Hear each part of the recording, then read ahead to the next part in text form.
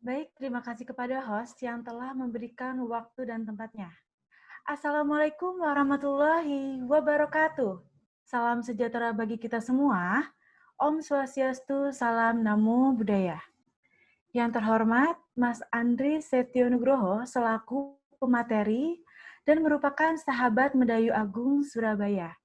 Yang terhormat, Bapak Widiatmoko Adi Putranto selaku pemateri dan merupakan dosen kearsipan Universitas Gadjah Mada, juga lulusan University of South Australia, Library and Information Management.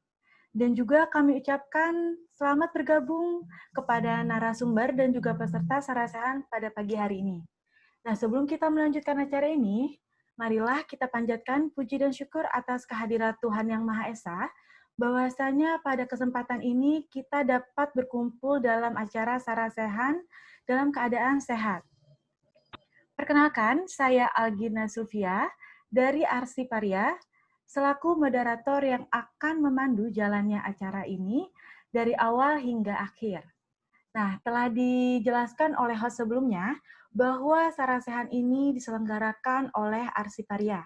Mungkin hadirin sekalian ini masih asing atau belum mengenal Arsiparia. Siapa sih Arsiparia dan apa sih Arsiparia itu? Arsiparia ini merupakan komunitas pegiat kearsipan. Nah, untuk hadirin yang ingin lebih dekat dengan Arsiparia, maka bisa langsung saja mengikuti sosial media kami di Instagram dengan username @arsiparia, kemudian di Twitter dengan username @arsiparia, kemudian di Facebook dengan nama pengguna Arsiparia, dan juga ada di kanal YouTube kami dengan nama pengguna Arsiparia. Nah, untuk hadirin juga yang ingin membaca tulisan-tulisan menarik tentang kearsipan, bisa juga langsung mengunjungi web kami, yaitu arsiparia.com. Bagi para hadirin juga yang ingin berkontribusi dapat mengirimkan karyanya berupa tulisan dan video serta karya lainnya melalui email arsiparia@gmail.com. Nah, selanjutnya Sarasehan 3 ini akan membahas terkait pelestarian naskah asli sebagai arsip pustaka. Hal tersebut dilatar belakangi oleh bahwa naskah asli ini nantinya dapat menjadi tonggak lahirnya suatu karya. Misalnya, sebelum sebuah buku atau novel diterbitkan, tentunya seorang penulis ini akan menulis naskah tulisannya, yang dimana naskah tulisan tersebut akan disimpan oleh penciptanya, kemudian dapat juga disimpan oleh lembaga negara, dan juga dapat disimpan oleh komunitas. Nah, namun dengan adanya pandemi COVID-19 ini, tentunya memberikan dampak bagi kinerja dalam mengelola naskah asli. Oleh sebab itu, dalam diskusi ini kita akan mengupas tuntas nih, bagaimana sih metode-metode untuk mengelola atau melestarikan naskah asli agar tetap terjaga eksistensinya. Dan juga tentunya sarasehan ini bertujuan agar nantinya dapat memberikan manfaat dan juga dapat diimplementasikan oleh hadirin sekalian. Nah, pada pagi hari ini juga, Arsiparia mengajak sahabat Mendayu Agung Surabaya untuk menjadi narasumber dalam sarasehan ini. Mungkin hadirin juga masih asing nih atau belum mengenal apa sih sahabat Mendayu Agung atau siapa sih sahabat Mendayu Agung ini. Nah, Sahabat Mendayu Agung ini merupakan bagian dari program kerjanya Perpustakaan Mendayu Agung Surabaya, yang dimana anggotanya ini berisikan anak-anak muda pilihan. Wah, keren sekali, bukan? Nah, Perpustakaan Mendayu Agung ini merupakan sebuah perpustakaan umum non-pemerintah yang dikelola oleh Yayasan Mendayu Agung Surabaya. Menariknya, perpustakaan ini menyimpan berbagai banyak koleksi langka seperti buku-buku kuno dan juga koran-koran yang dikemas dalam berbagai bahasa, seperti ada yang bahasanya Inggris, kemudian ada yang berbahasa Prancis, kemudian ada yang berbahasa Jerman, dan juga bahasa-bahasa lainnya. Nah, hadirin sekalian juga mungkin sudah menonton filmnya Bumi Manusia yang dirilis pada tahun lalu, dan kemudian juga hadirin mungkin sudah membaca novelnya karya Pram yang berjudul Bumi Manusia. Nah, Perpustakaan Mendayu Agung ini menyimpan juga loh naskah aslinya. Nah, untuk hadirin yang berdomisili di Surabaya atau sekitarnya, bisa juga langsung mengunjungi Perpustakaan Medayu Agung Surabaya. Dan untuk hadirin yang ingin mengikuti informasi, juga kegiatan Medayu Agung bisa mengikuti sosial medianya di Instagram dengan @medayu_agung, kemudian di Twitter dengan @sahabatmedayu, kemudian di Facebook dengan Perpustakaan Medayu Agung dan Sahabat Medayu Agung. Nah, kemudian Perpustakaan Medayu Agung ini membuka donasi. Nah, untuk hadirin yang ingin berpartisipasi dalam mendukung program masyarakatnya Medayu Agung ini, dapat langsung saja mengirimkannya melalui rekening BCA dengan nomor rekening 822 1188 322 atas nama Yayasan Medayu Agung, atau ke nomor rekening BCA 463 1192 322 atas nama pemilik koleksi perpustakaan, yaitu Oi Himwi. Nah, sebelum masuk ke acara inti, saya akan terlebih dahulu membacakan rangkaian dari sarasehan ini, yang akan terbagi menjadi 4 sesi, yaitu sesi pertama adalah pemaparan materi dari Mas Andri Setio Nugroho, kemudian pada sesi kedua yaitu pemaparan dari Bapak Widiatmoko Adi Putranto, kemudian sesi ketiga yaitu sesi tanya-jawab, yang akan terbagi menjadi 2 termin. Nah, masing-masing termin ini akan diambil 3 pertanyaan. Untuk para hadirin yang ingin mengajukan pertanyaannya, dapat langsung menuliskannya di kolom komentar yang disertakan dengan hashtag tanya. Dan kemudian pada sesi keempat, yaitu sesi penutup. Nah, dalam sarasehan ini juga telah hadir kedua narasumber yang tentunya beliau-beliau ini sudah terjun langsung dalam menangani naskah asli, baik dalam pengelolaan maupun pelestariannya. Marilah tanpa berlama-lama lagi, marilah kita simak pemaparan materi yang akan disampaikan oleh Mas Andri Setio Nugroho. Kepada Mas Andri Setio Nugroho, waktu dan tempat dipersilahkan. Baik, terima kasih Mbak Gina atas kesempatannya. Selamat pagi, salam sejahtera untuk kita semua. Om Swastiastu, Namo Buddhaya, Rahayu. Salam kebajikan.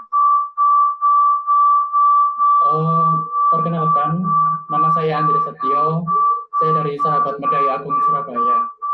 Jadi, saya diminta panitia untuk membagikan bagian-bagian dari Museum Medayu Agung yang asik dan menarik. Gitu. Karena kondisinya seperti ini dan tidak mendukung untuk bepergian apalagi berkumpul, jadi teman-teman bisa menyimak materi yang akan dipaparkan sambil membayangkan sedang mengunjungi Perpustakaan Medayu Agung Surabaya. Nah, oke, next, langsung halaman kedua. Ya, jadi Perpustakaan Medayu Agung ini di bawah pengelolaan Yayasan Medayu Agung Surabaya yang berdiri berdasarkan akta tertanggal 1 Desember 2001. Nah, lokasi Perpustakaan Medayu Agung ini berada di dalam perumahan, tempatnya di Jalan Medayu Selatan 4, Perumahan Kosagraha nomor 42-44 Surabaya. Kalau teman-teman yang dari Surabaya Raya dan sekitarnya biasanya langsung menuju ke sini. Jadi lokasi kami tidak jauh dari kampus UPN Jawa Timur. Kalau misalkan teman-teman dari luar Surabaya Raya atau luar Jawa Timur tidak berkunjung, teman-teman bisa memanfaatkan aplikasi di Google Maps karena sudah masuk di situ. Oke, next Mas. Nah, koleksi kami ada ribuan eksemplar, jadi lebih banyak memang terdiri dari koleksi buku-buku politik, buku-buku filsafat, hukum, sastra, budaya, dan agama. Berbeda dengan perpustakaan pada umumnya yang menyimpan buku-buku dengan genre umum, kami lebih khusus pada bidang-bidang tersebut. Nah, hal istimewa lagi dari Perpustakaan Medayu Agung adalah koleksi surat kabar yang mayoritas berasal dari tahun 1980-an. Itu jumlahnya ada ribuan eksemplar. Nah, sebenarnya koleksi kami jauh lebih tua lagi, tapi karena ada suatu peristiwa khusus yang akan dijelaskan nanti, Jadi sekarang yang tersisa tinggal paling tua tahun 1980-an. Tapi tidak menutup kemungkinan beberapa eksemplar yang dari awal-awal kemerdekaan Indonesia itu masih kami simpan, masih tersimpan di sini. Nah, dari mana asalnya koleksi kami? Koleksi perpustakaan Mendawi Agung ini berasal dari koleksi pribadi milik Pak Ohimwi yang sudah dikoleksi sejak beliau tinggal di Malang, Jalan Klojeng Kidul, atau sekarang Jalan Aris Monerno nomor 26. Beliau sudah mengkoleksinya sejak dari muda. Oke, next. Nah, Pak Wi ini sendiri merupakan seorang wartawan dari sebuah surat kabar di Surabaya. Pada tahun 1964, beliau ditugaskan untuk mewawancarai Bung Karno di Jakarta. Nah, sayangnya setahun kemudian terjadi peristiwa politik sehingga segala hal yang berhubungan dengan Partai Komunis, segala hal yang diduga simpatisan Soekarno itu mendapat tekanan besar dari pemerintah. Termasuk juga surat kabar tempat Pak Wi bekerja itu sempat ditutup dan banyak dari karyawan-karyawannya yang ditangkap oleh pihak militer, termasuk Pak Wi juga. Nah, yang di sebelah kiri ini adalah fotonya Pak Wi. Setelah berpindah dari satu penjara ke penjara yang lain, ditahan dari satu tempat ke tempat yang lain. Kemudian beliau tahun 1970-an itu beliau dibuang di Pulau Buru. Next, Mas. Nah, bagaimana dengan koleksi-koleksinya yang beliau yang ada di Malang? Karena beliau diduga terlibat dalam Partai Komunis dan diduga simpatisan Soekarno, jadi semua koleksi-koleksinya itu dibredel sama pihak pemerintah atau pihak militer saat itulah. Nah, beruntungnya pihak kolega dan keluarganya sempat menyelamatkan beberapa koleksinya hingga yang tersisa sampai dengan saat ini berhasil diselamatkan. Gitu. Nah, di Pulau Buru itu Pak Wi bertemu dengan tokoh-tokoh besar yang saat itu turut menjadi target operasi politik, diantaranya adalah Pak Pram. Nah, yang di belakang tinggi itu adalah Pak Wi, dan yang di depannya yang pakai kacamata itu adalah Pak Pram. Saat itu Pak Pram sedang menulis naskah Bumi Manusia. Nah, karena Pak Pram ini sangat dekat afiliasinya dengan sebuah lembaga keseniannya Partai Komunis, sangat penjaga menempatkannya beliau sebagai tahanan ketat. Jadi pengawasannya kepada Pak Pram itu sangat ketat. Kemudian pertanyaannya adalah, bagaimana Pak Pram itu bisa menyelamatkan naskah Bumi Manusianya? Nah, caranya adalah dengan menempatkan naskah tersebut pada sebuah lubang, kemudian lubang itu ditutup dengan batu dari semen. Jadi petugas yang melihatnya menduganya itu adalah lubang pembuangan kotoran manusia, jadi tidak akan dibuka. Dengan cara demikian, naskah Bumi Manusia itu selamat. Gitu. Pada tahun 1977, naskah Bumi Manusia selesai ditulis oleh Pak Pram, dan pada tahun 1978 Pak Wi dibebaskan dari Pulau Buru. Nah, saat itulah kesempatan dari Pak Pram untuk menyelamatkan naskah, dibawa keluar di Pulau Buru agar naskah tersebut aman dan terbebas dari rampasan dari para penjaga. Lalu selanjutnya, Baik, Mas, pada mohon maaf Mas, memotong, suaranya berdengung Mas. Oh gitu. Ya, mohon untuk menjaga jarak aja Mas dengan. Oh ya. Mohon maaf Mas. Beberapa tahanan yang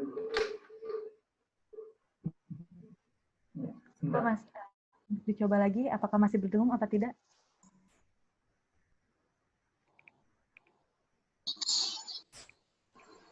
Baik, hadirin sekalian, mari kita menunggu Mas Andri. Nampaknya Mas Andri sedang mempersiapkan teknisnya terlebih dahulu.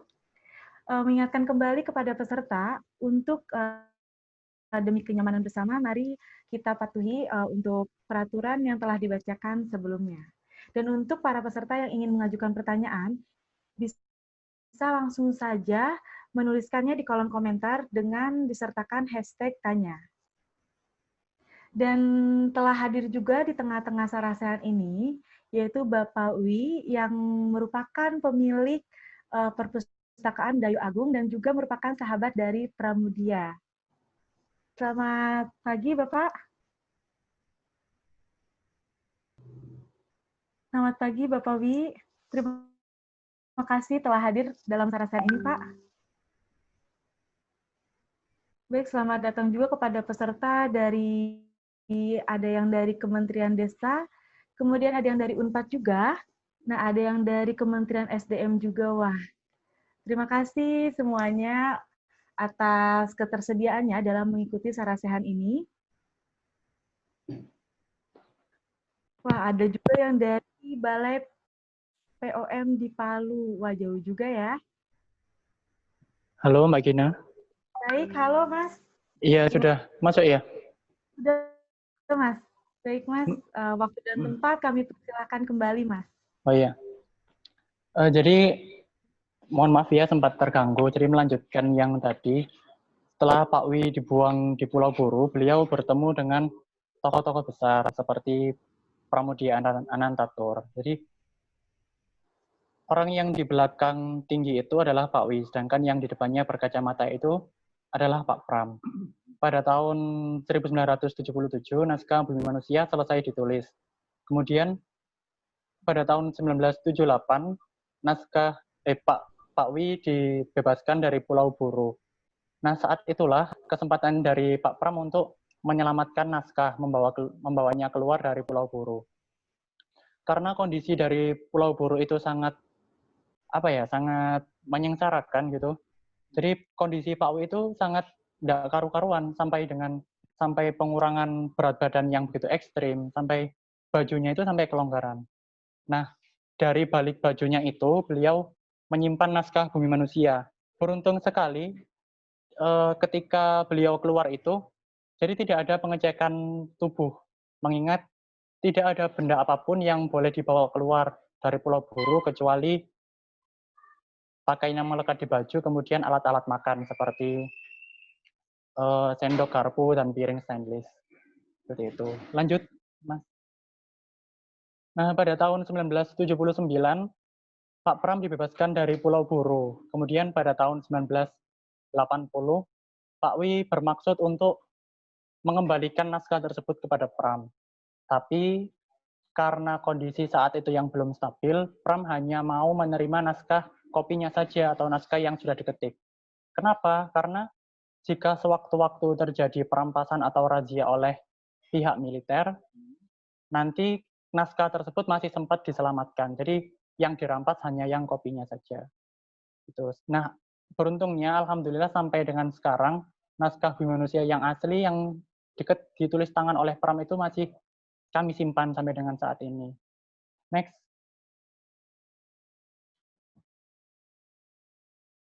Nah, yang di sebelah kiri ini adalah naskah asli Bumi Manusia yang ditulis oleh Pram. Medianya menggunakan kertas semen, dan inilah yang ditulis di Pulau Buru. Sementara yang dua di sebelah kanan ini adalah naskah yang sudah dipublikasikan dan berhasil dinikmati oleh teman-teman semua sampai dengan saat ini. Yang kiri ini masih kami simpan sampai dengan sekarang. Kalau mau lihat, teman-teman bisa berkunjung langsung ke Perpustakaan Mendayu Agung. Next.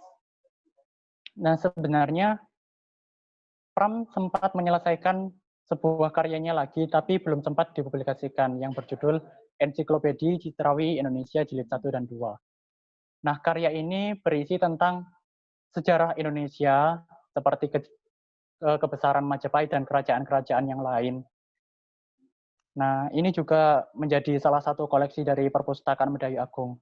Nah, perlu diketahui bahwa Pram ketika membuat sebuah karya, jadi ketika menemukan gagasan-gagasan baru, dia selalu memperbarui karya-karyanya, sehingga selalu mengikuti perkembangan zaman. Oke, selanjutnya. Nah, karena koleksi kami yang mencapai ribuan eksemplar, terutama dari surat-surat kabar, kami mendapatkan penghargaan dari Museum Rekor Indonesia sebagai kolektor naskah surat kabar terbanyak sejak awal terbit. Selain itu, sebagai sumbangsih kami terhadap ilmu pengetahuan, kami juga mendapatkan penghargaan dari berbagai instansi, baik pemerintahan, nasional maupun internasional. Seringkali Pak Wi juga diundang untuk menghadiri seminar di tingkat nasional maupun internasional, di tingkat Asia Tenggara, untuk membagikan pengalamannya dalam melestarikan surat kabar itu. Oke, selanjutnya. Nah, bagaimana penyimpanan surat kabar yang mencapai ribuan eksemplar itu?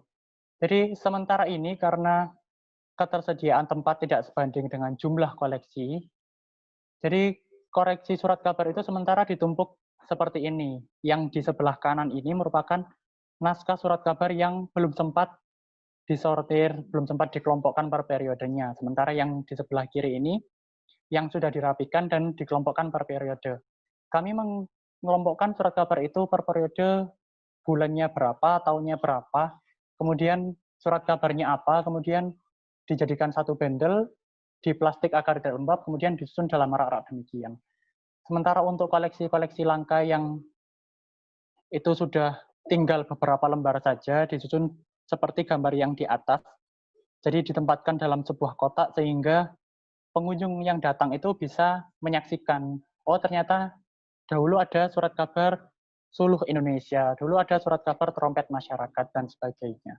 Sementara untuk koleksi yang sudah mulai rapuh, kami menempatkannya melebar seperti gambar yang di bawah itu agar tidak terjadi lipatan-lipatan sehingga menyebabkan kertas itu semakin rapuh atau sobek. Selanjutnya, karena penyimpanan yang bertumpuk-tumpuk tadi, apalagi lama tidak dibuka, tentu saja menyebabkan kerusakan seperti berlubang atau sobek di bagian lipatan-lipatannya seperti itu. Nah, yang di bagian kiri ini contohnya adalah yang naskah koran yang berlubang. Jadi sayang sekali ini menyebabkan kerusakan lubang sehingga tulis beberapa kata dalam tulisannya tidak dapat terbaca atau hilang. Kemudian ada juga yang bagian tepinya itu yang mulai sobek-sobek.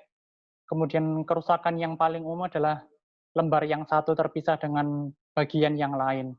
Sementara untuk koleksi bukunya, paling sering itu kerusakan karena penyimpanannya atau faktor usia juga ada di bagian buku, di bagian sampul bukunya. Sering sobek atau terpisah dari badan bukunya. Tuh. Selanjutnya. Nah, selain karena kerusakan faktor penyimpanan dan usia, ini juga ada kerusakan karena hama. Jadi kan sudah disebutkan bahwa koleksi perpustakaan Medai Agung ini sebagian besar merupakan koleksi dari Pak Wi, ada juga koleksi dari sumbangan berbagai pihak. Nah, ketika sebuah buku itu mengandung serangga-serangga kecil atau kutu, dan ketika kami menerima kemudian ditempatkan dalam tempat penyimpanan bersama buku-buku yang lain, kadang kutunya itu suka berpindah tempat gitu. Jadi sering membuat sarang-sarang baru. Nah, ini yang menyebabkan kerusakan berlubang-lubang seperti ini. Jadi seperti ini yang mungkin umum menyerang buku-buku yang sudah tua gitu. Oke, selanjutnya. Nah, bagaimana kami melakukan pelestarian kepada koran atau buku-buku yang rusak tadi? Jadi ada beberapa cara. Yang pertama, kami memperpanjang usia surat kabar dengan cara menambal bagian-bagian yang rusak dengan menggunakan selotip bening. Tujuannya agar selain meminimalkan terjadinya kerusakan yang lebih parah, juga membuat tulisan-tulisan dalam surat kabar itu agar masih dapat dibaca. Kenapa? Karena ketika pengunjung datang ke sini dan membutuhkan sumber literasi untuk penelitian, jadi agar dia bisa masih membaca informasi dalam surat kabar itu dengan jelas. Seperti itu. Kemudian ada juga untuk koran-koran yang rawan kerusakan atau langka. Jadi kami menempatkan dalam posisi melebar seperti itu agar tidak terjadi lipatan. Beberapa juga kami tempatkan dalam bidang khusus seperti dalam Figora seperti itu agar pengunjung bisa melihat. Dan kalau teman-teman perlu ketahui bahwa naskah koran yang di sebelah kanan ini merupakan salah satu pidato Bung Karno dalam peringatan kemerdekaan Indonesia tahun 1950-an. Selanjutnya, nah, sementara ini untuk meminimalkan penyimpanan dan efektivitas dalam menyimpan semua koleksi, biar semua koleksinya tertampung, Pak Wi sementara ini dibantu dengan petugas-petugas yang ada membuat clipping-clipping seperti ini. Jadi koran-koran yang berita-berita terbaru yang sedang hangat pada saat itu dijadikan clipping seperti ini. Tapi tidak semua berita yang dijadikan clipping, hanya berita-berita tentang politik dan isu-isu hangat pada saat itu. Selanjutnya, nah clipping yang dibuat pun tidak hanya berasal dari dalam negeri, tapi juga luar negeri. Setelah dijadikan clipping, jadi dikelompokkan berdasarkan kategorinya apa. Misalkan kategorinya tentang sejarah, tentang penemuan bangunan candi, atau tentang demo, tentang pembuatan undang-undang baru. Itu dijadikan satu kelompok, jadikan satu bundle. Sementara untuk koleksi majalah, perlu diketahui bahwa koleksi majalah kami berasal dari sebelum Indonesia merdeka sampai dengan awal kemerdekaan Indonesia, sampai dengan tahun 2007-2010 itu ada. Jadi kami kelompokkan per periodenya, biasanya per bulan, itu dijadikan satu bundle, kemudian disusun dalam rak seperti yang bagian kanan ini. Selanjutnya, nah sementara untuk koleksi buku, karena jumlahnya yang sangat banyak dan terdiri dari berbagai bahasa, jadi kami kelompokkan menjadi dua kategori, yang satu berbahasa Indonesia dan satunya berbahasa asing. Masing-masing ditempatkan dalam dua ruangan yang terpisah. Sementara untuk koleksi-koleksi lama dan sudah beberapa biji saja yang tertinggal, itu kami tempatkan dalam kotak khusus, jadi tidak dicampur dengan koleksi yang lain, melainkan dalam satu koleksi khusus sehingga bisa dinikmati oleh para pengunjung yang datang. Kan kalau misalkan dalam ruangan, tidak banyak pengunjung yang bisa melihat karena harus masuk ke ruangan terlebih dahulu, harus tidak banyak bisa dimasuki oleh orang. Kalau seperti ini kan ditempatkan dalam kotak kaca kan bisa dinikmati oleh pengunjung yang masuk. Gitu. Ada beberapa koleksi yang ditempatkan dalam kotak khusus, diantaranya adalah koleksi Mein Kampf yang dalam bahasa Jerman, terus kemudian rekaman pidato Bung Karno, jam tangan asli yang langsung dari Bung Karno, koleksi pidato, dan sebagainya. Seperti itu. Selanjutnya. Nah, kemudian kami meminimalisir serangga tadi dengan cara memberikan pengawet-pengawet alami seperti rempah-rempah dan kapur barus atau kampar. Jadi tujuannya agar menghilangkan serangga atau mengusir serangga dari buku-buku yang ada. Terutama ini dalam koleksi-koleksi yang sudah tua dan ditempatkan dalam kotak khusus tadi. Sementara untuk buku yang sudah terkena serangga dan kutu-kutu tadi yang sudah mulai rusak, memang ini agak sulit untuk mengatasinya. Jadi kami harus memastikan betul-betul bahwa dalam buku tersebut sudah tidak ada lagi serangga yang bersarang. Sehingga ketika ditempatkan di tempat baru, dia tidak akan menular lagi atau menjadi lebih parah. Tentunya kami tidak akan mencampurkan antara buku yang sudah rusak karena serangga dengan buku-buku yang lain, karena kami mengantisipasi agar kejadian serupa tidak terulang lagi pada buku-buku yang lain. Selanjutnya. Nah, bagi teman-teman yang membutuhkan sumber dokumen untuk bahan penelitian atau untuk kajian pustaka, biasanya teman-teman dari Surabaya Raya dan sekitarnya bisa langsung mengunjungi Perpustakaan Medai Agung Surabaya. Sementara untuk teman-teman yang dari luar Surabaya Raya atau luar Jawa Timur, dapat menghubungi petugas melalui kontak WA, kontak WhatsApp. Nah, nantinya dengan bantuan petugas tersebut, teman-teman akan dibantu untuk mencari dokumen yang dibutuhkan. Gitu. Karena koleksi kami yang begitu banyak, terutama koleksi koran dan buku-buku, sedapat mungkin pengunjung yang membutuhkan sumber untuk mengetahui identitas dokumen yang dibutuhkan terlebih dahulu, seperti Kalau buku misalnya penulisnya siapa, penerbitnya siapa, diterbitkan tahun berapa. Sementara untuk koleksi koran dan surat kabar atau majalah, jadi pengunjung harus tahu subjeknya apa, topik yang dibicarakan apa, kantor berita yang menerbitkan apa, diterbitkan tahun berapa, seperti itu. Karena kalau misalkan harus mencari satu persatu dan belum diketahui topiknya tadi, itu akan sangat memakan banyak waktu. Nah, setelah dokumen yang dimaksud pengunjung itu ditemukan oleh petugas, jadi pengunjung bisa mengcopy atau mencatat dokumen tersebut. Kalau misalkan pengunjung yang membutuhkan sumber melalui telepon petugas tadi, ada dua pilihan. Dokumen dapat dikirimkan melalui soft file dalam catatan scan gitu, dan juga jasa kurir. Tentunya pengunjung hanya dikenakan biaya untuk menggandakan dokumen tadi atau jasa kurirnya. Seperti itu.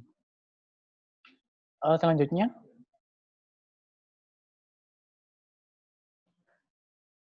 nah, di masa pandemi ini, kami tetap buka seperti biasa dari jam 8 pagi sampai dengan jam 4 sore. Tentunya kami juga memperhatikan protokol kesehatan yang sudah dianjurkan oleh pemerintah maupun WHO. Beberapa waktu yang lalu kami sempat tutup, tapi di mulai bulan Mei ini, kami juga sudah mulai buka kembali. Sebelum pengunjung masuk ke perpustakaan Medayu, dihimbau untuk mencuci tangan terlebih dahulu dan pengecekan suhu. Dan ketika mengisi daftar hadir, dihimbau untuk menggunakan hand sanitizer. Nah, beberapa komunitas masyarakat juga menaruh kepedulian terhadap kegiatan Medayu Agung dengan memberikan sumbangan berupa alat pencuci tangan seperti yang dilakukan oleh komunitas Rotary Club Surabaya ini. Gitu. Nah, agar tidak terjadi kerumunan di dalam gedung perpustakaan Medayu Agung, jadi dihimbau untuk pengunjung agar konfirmasi terlebih dahulu sebelum melakukan pencarian sumber atau melakukan wawancara kepada Pak Wi. Ini harapannya agar kami bisa melakukan persiapan, mungkin dengan mempersiapkan tempat yang lebih luas di lantai 2 atau di gazebo belakang. Sehingga kemungkinan untuk bergerombol ini tidak begitu banyak lah untuk jumlah kapasitas orangnya.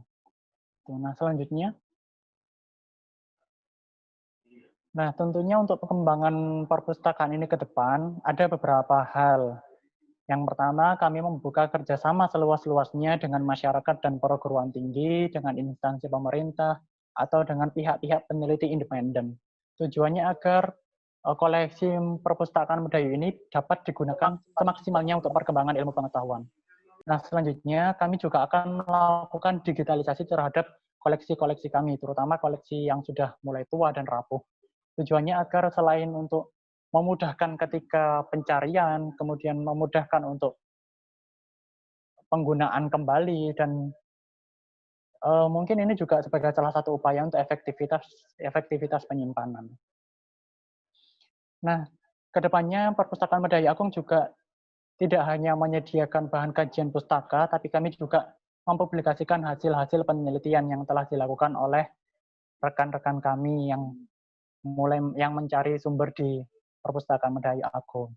Nantinya kami juga akan melibatkan komunitas, terus kemudian akademisi, sejarawan, politikus, dosen, mahasiswa, dan sebagainya.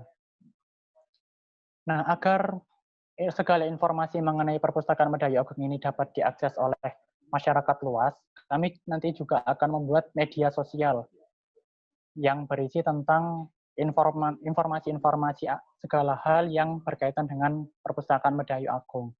Jadi teman-teman bisa mengikuti kegiatan apa yang sedang dilakukan oleh perpustakaan Medayu Agung, kemudian kegiatan apa ke depannya gitu. Jadi teman-teman tidak perlu khawatir untuk ketinggalan informasi. Nah, meskipun koleksi kami yang sudah tua dan kuno gitu, tapi kami berusaha semaksimal mungkin untuk menyediakan membawa perpustakaan Medayu Agung se-update mungkin sehingga dapat dijangkau oleh anak-anak muda. Karenanya kami menggandeng anak-anak muda yang tergabung dalam Sahabat Medhayu Agung. Nah, dengan upaya ini diharapkan dapat menjangkau generasi muda sehingga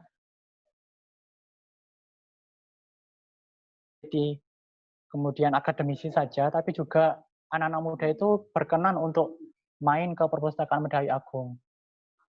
Jadi lebih ke memberikan dorongan kepada generasi muda untuk mau mempelajari sejarah seperti itu. Selanjutnya,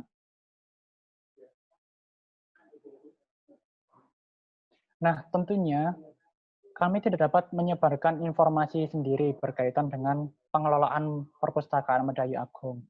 Jadi kami meminta bantuan dari teman-teman semua untuk turut serta membantu menyebarluaskan segala hal informasi berkaitan dengan perpustakaan.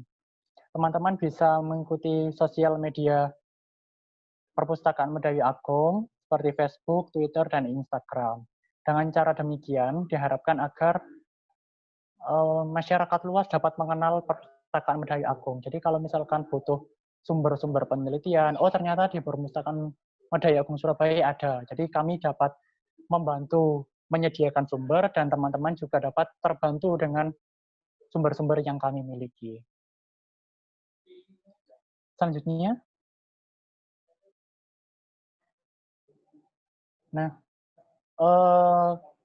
sekali lagi kami menekankan bahwa kami membuka peluang sebesar-besarnya untuk rekan-rekan di luar sana yang hendak bekerja sama dengan Perpustakaan Medhayu Agung, baik untuk penelitian atau pengembangan ilmu pengetahuan. Jadi teman-teman dapat menghubungi kami di email sekretariat@medhayuagung.or.id atau bisa melalui telepon atau bisa langsung datang ke Perpustakaan Medhayu Agung Surabaya.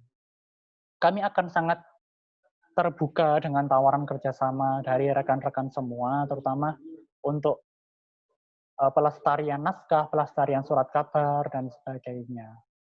Demikian yang dapat kami sampaikan, kurang lebihnya mohon maaf. Kami membuka saran dan masukan. Terima kasih. Saya kembalikan ke moderator. Baik, terima kasih kepada Mas Andri yang telah memaparkan materinya yang sangat menarik. Nah, kemudian langsung saja kita beranjak kepada sesi kedua, yaitu sesi pemaparan dari Bapak Widiatmoko Adi Putranto.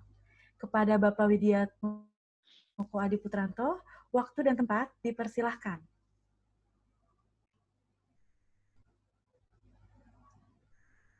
Baik, terima kasih. Selamat pagi semua. Nanti bilang aja ya kalau misalnya suara saya tidak jelas atau ada kendala teknis yang lain. Baik. Oke, selamat pagi semua. Terima kasih sebelumnya kepada Arsip Arya untuk kesempatannya. Selamat pagi Mas Andri, selamat pagi Mbak Gina. Saya sendiri belum pernah sih main ke Perpustakaan Medhayu Agung, tapi sangat-sangat tertarik ketika mendengar pertama kali karena koleksi yang dimiliki oleh perpustakaan tersebut dan sebenarnya sudah lama juga pengen main ke sana.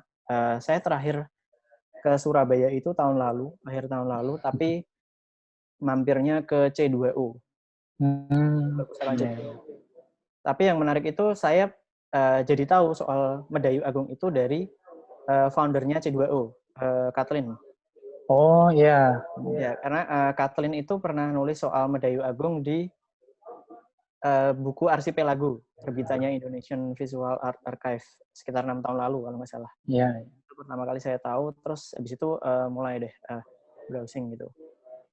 Dan saya kira memang kalau dalam masa pandemi ini sangat-sangat terdampak sih, hampir semua instansi perpustakaan, museum ataupun arsip. Nah, mungkin di sini saya akan lebih menjelaskan terkait teknis dari pelestariannya, dan mungkin akan beberapa itu saya kaitkan dengan koleksi yang dimiliki oleh Perpustakaan Medhayu Agung tadi. Nah, mungkin bisa dimulai slide-nya untuk panitia.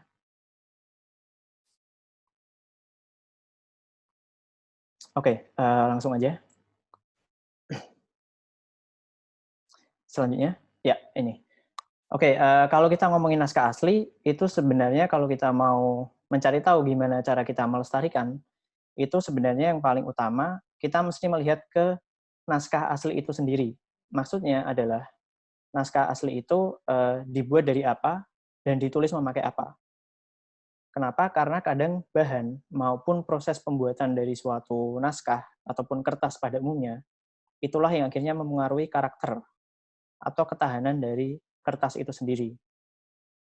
Misalnya, kadang-kadang kertas itu musuh alaminya itu adalah bahan dari kertas itu sendiri. Misalnya nih, dia bahannya dari pulp, yang memang dia tidak dirancang untuk bertahan dalam waktu yang sangat lama. Apalagi tadi Medai itu punya banyak koran. Koran itu sebenarnya juga salah satu medianya itu adalah kertas yang memang dirancang untuk tidak bertahan lama. Karena kan koran biasanya ya udah dibaca hari itu, kemudian besoknya udah nggak dibaca lagi. Jadi kira-kira seperti itu. Kemudian biasanya kertas itu juga punya unsur yang ditambahkan waktu proses pembuatan kayak lignin. Lignin itu biasanya nanti juga akan mempercepat proses pengasaman. Atau kadang-kadang kertas yang bagus pun dia kan pasti punya unsur selulosa. Nah, selulosa ini sendiri dia mengundang serangga. Biasanya serangga nanti akan pengen makan kertas itu karena ada selulosa yang jadi sumber makanan si serangga itu. Atau biasanya kalau buku itu kan kadang ada perekatnya. Nah, perekatnya itu kalau dibuat dari gelatin, itu nanti juga akan mengundang serangga lagi-lagi.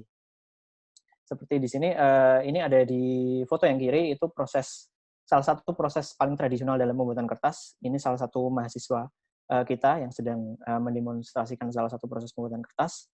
Dan di kanan itu adalah buku, ini fresh banget, baru dikirimin kemarin Senin sama adik saya. Jadi adik saya itu ngirimin foto itu, terus bilang, ini kenapa nih? Ternyata bukunya itu dimakan rayap. Itu buku kalkulus. Bikin pusing, mungkin rayapnya juga pusing, jadinya rayapnya makan aja. Kalau kita lihat dari rayap ini misalnya, itu juga kadang-kadang nanti juga mesti kita kaitkan juga. Misalnya, buku ini tuh ditaruh di mana? Kadang karena bukunya itu ditaruh di rak, yang sebenarnya juga jadi sarang rayap, nah itu juga jadi masalah yang lain. Nah, kalau kita bicara kertas, itu sebenarnya kertas itu sangat menarik sebagai bahan baku dari naskah. Kertas tuh mungkin kan aslinya dari Cina, tapi dia dipopulerkan oleh Eropa. Dan yang menarik, kertas itu sempat dilabelin haram sama para pemuka agama di Eropa, karena waktu itu mereka bilang bahwa ayat-ayat suci dari agama tertentu itu mesti ditulis memakai parchment atau velum yang berasal dari kulit hewan. Kertas itu dianggap murah, jadinya nggak ya haram untuk ditulisin ayat-ayat Tuhan. Nah, mungkin bisa next.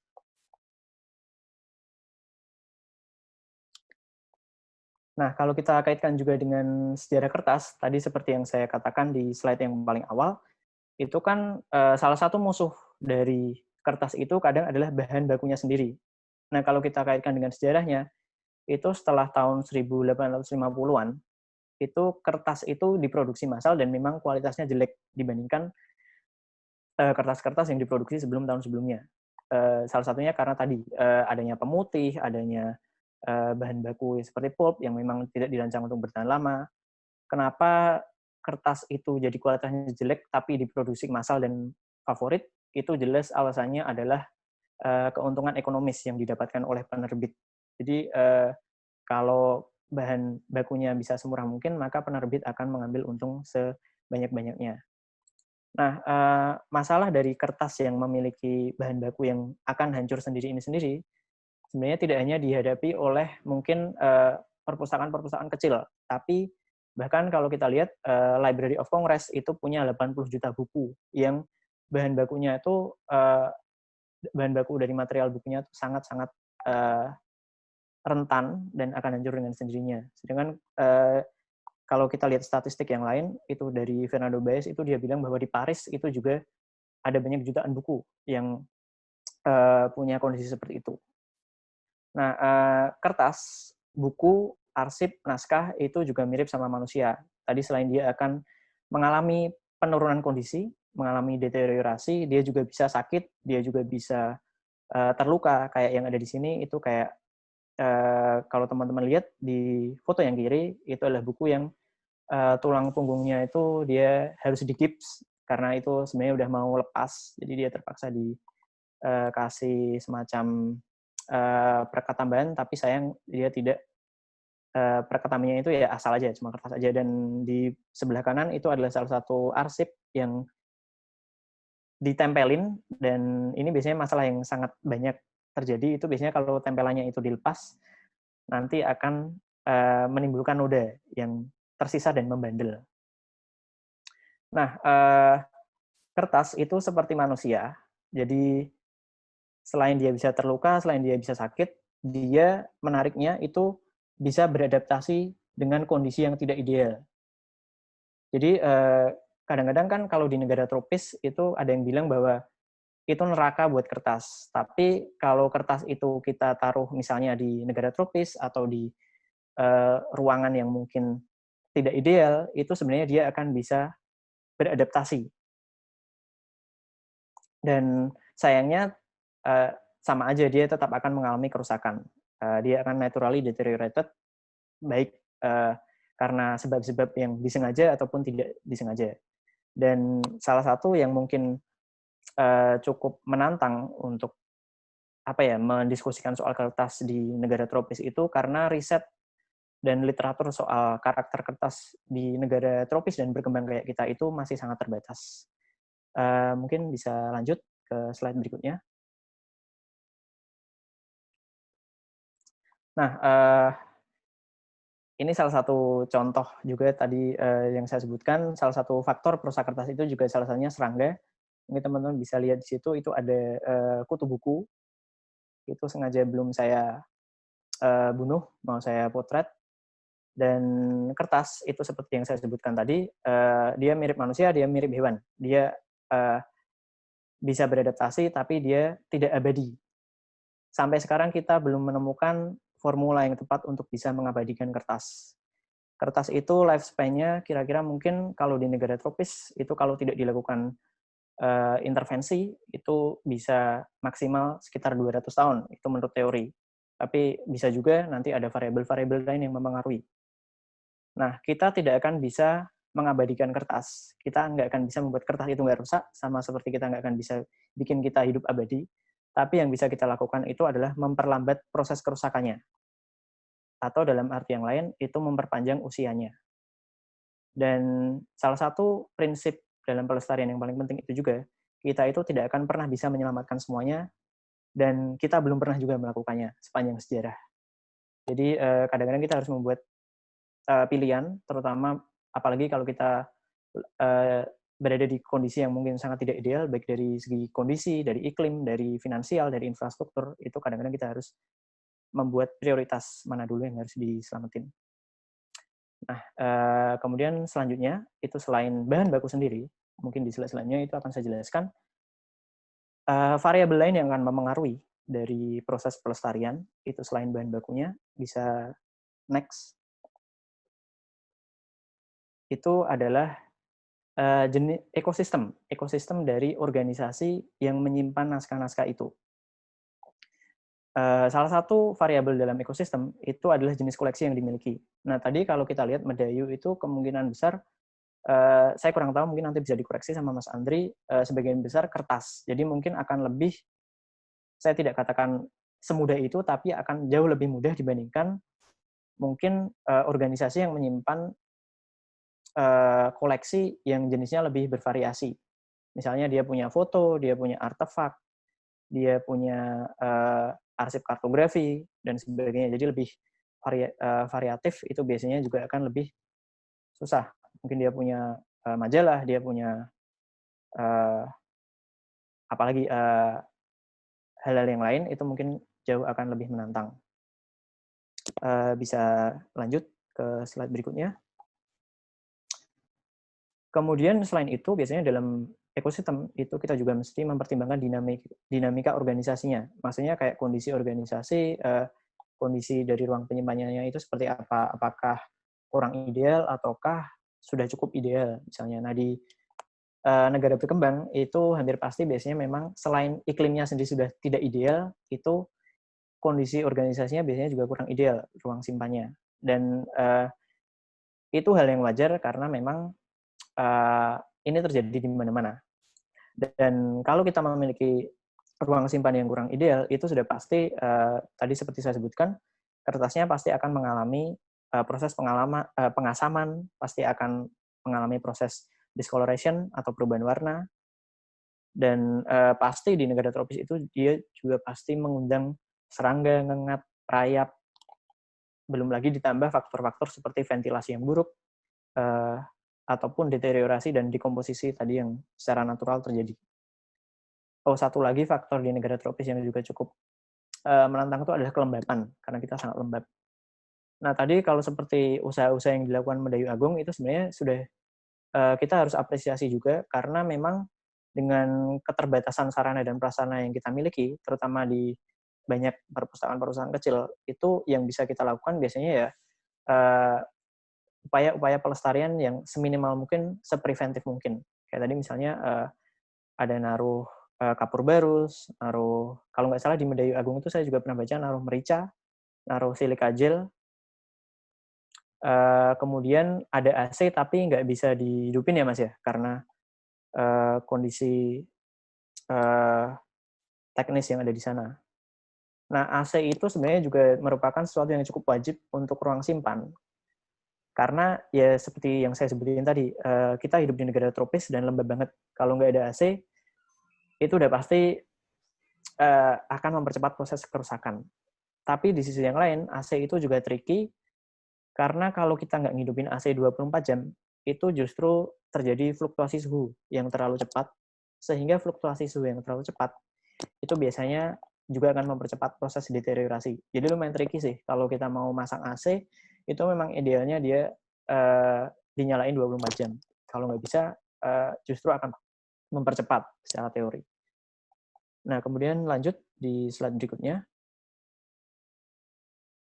Ekosistem yang lain itu mungkin terkait dengan infrastruktur, terus terkait dengan peralatan. Kita punya peralatannya nggak? Kita punya infrastrukturnya nggak? Atau juga kita punya peraturan nggak? Minimal kita punya peraturan buat pengunjung, peraturan buat pegawainya sendiri, kalau mau handling naskahnya seperti apa, kalau mau megang seperti apa, dan seterusnya. Prinsipnya sih, kalau kita mau melestarikan secara preventif, itu ada satu terminologi namanya slow and low, yaitu lambat dan rendah. Fluktuasi suhunya itu harus selambat mungkin, jadi jangan sampai terjadi fluktuasi yang terlalu cepat, dan suhunya kalau bisa seminimal mungkin, serendah mungkin, karena memang kertas itu lebih senang dengan suhu yang rendah, dan dia pasti akan lebih awet. Bisa lanjut ke slide berikutnya. Nah, mungkin bisa dikoreksi juga kalau salah, tapi atau tadi kayaknya udah dijelasin juga ya. Naskah asli Pram itu berasal dari karung semen ya kalau nggak salah. Dan itu sebenarnya menarik banget. Dan kalau kita melihat apa yang terjadi pada novel-novelnya Pram yang merupakan bagian dari pemberedelan yang dilakukan suatu rezim tertentu, itu sebenarnya bukan hal yang cuma terjadi di Indonesia. Kalau teman-teman lihat sejarah itu dari abad ke-5 itu udah banyak kayak karya yang dibredel. Abad ke-5 itu ada orang namanya Protagoras dari Abdera dari Yunani, itu yang puisinya dibredel. Terus kalau teman-teman kenal Nostradamus, itu penyihir, itu dia punya karya-karya juga di abad 19, itu bukunya juga dibredel. Terus kalau teman-teman ingat tahun 1934 itu juga ada Perang Saudara di Spanyol, itu puisi-puisinya Federica Garcia Lorca itu juga dibredel. Terus Nazi itu juga melakukan penghancuran buku. Terus yang mungkin yang sangat dekat itu di tahun 1988 itu ada buku cukup terkenal karyanya Salman Rushdie, itu judulnya Ayat-ayat Setan, bukan ayat-ayat cinta. Ayat-ayat Setan, Satanic Verses, itu juga di bredel. Nah, kalau lihat statistik lagi, itu menariknya buku ataupun naskah, itu penyebab dari kehancuran suatu buku atau naskah, itu 60%-nya adalah dihancurkan di seluruh dunia. Bukan karena serangga atau karena deteriorasi secara natural, bukan, tapi karena dihancurkan 60%. Jadi cukup mengerikan, fakta itu bahwa 60% karya itu dianjurkan dan bukan karena proses natural. Nah, tadi kalau kita lihat yang dilakukan Pram itu sendiri juga cukup menarik. Buat saya dia cukup cerdas karena habis ngasih naskahnya ke Pak Oi, itu dia tidak mau mengambilnya lagi, tapi dia salin dan dia cuma membawa salinannya. Nah, menyalin itu sebenarnya juga salah satu metode pelestarian. Kalau di dunia digital itu ada satu terminologi namanya LOCKSS, locks atau lots of copies keep stuff safe. Itu kalau kita nyalin dengan banyak, itu kemungkinan besar material kita akan selamat. Nah, itu sebenarnya menurut saya sih prinsipnya sama seperti yang dilakukan Pram tadi. Dia cuma menyalin dan ternyata akhirnya selamat ketika terjadi pembedelan.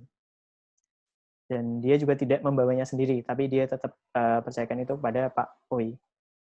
Nah, kalau kita kaitkan dengan konteks pandemi seperti sekarang, itu sebenarnya metode pelestarian itu sama aja. Menurut saya nggak terlalu ngaruh.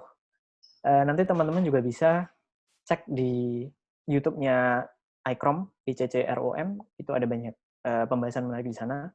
Kenapa saya bilang nggak terlalu ngaruh? Karena memang kerja konservasi itu biasanya kita lakukan dalam isolasi, kita sendirian, kita nggak bareng-bareng, kita nggak berinteraksi dengan banyak orang. Makanya sebenarnya nggak terlalu beda. Dan di sini selama pandemi ini sebenarnya kalau saya sendiri juga dan mungkin kita bisa melakukannya itu kalau kita punya akses internet, kita bisa salah satu metode pelestarian yang bisa kita lakukan ya kita bisa belajar.